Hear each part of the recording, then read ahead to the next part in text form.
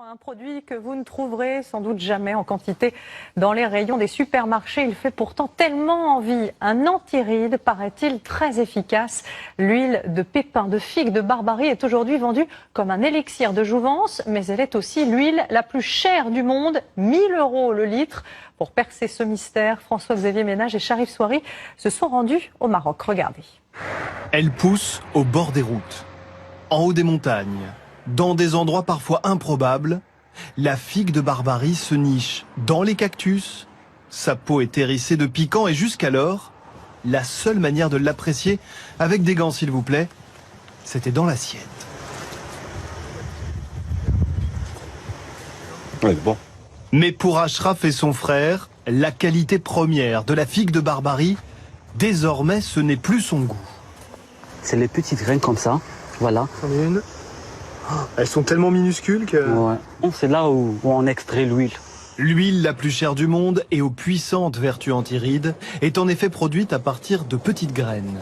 Et devant la maison familiale d'Ashraf et Hamza, toutes les semaines, c'est livraison de pépins. Dans ce sac, 26 kilos récoltés dans une coopérative bio, tout juste de quoi réaliser 1 litre d'huile.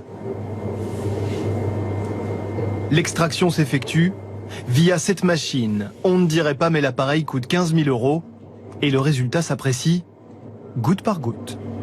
Pour avoir un seul litre, il faut environ 8 heures d'extraction. Des fois, on peut faire même 24 heures d'affilée. Et ça ne s'arrête pas là. Ensuite, il faut filtrer.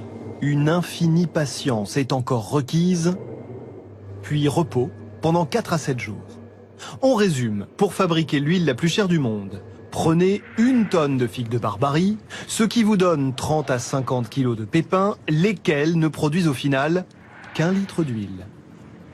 L'huile de figue de Barbarie est célèbre pour ses propriétés anti-âge, parce qu'elle a une très grande concentration, la plus haute de toutes les huiles en vitamine E, qui permettent de lutter contre les méfaits des radicaux libres, c'est-à-dire tout ce qui va faire que la peau vieillit.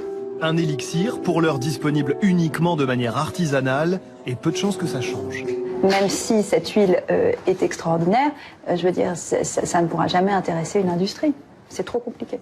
La rareté, après tout, c'est le meilleur ami du luxe et sans doute aussi de la beauté.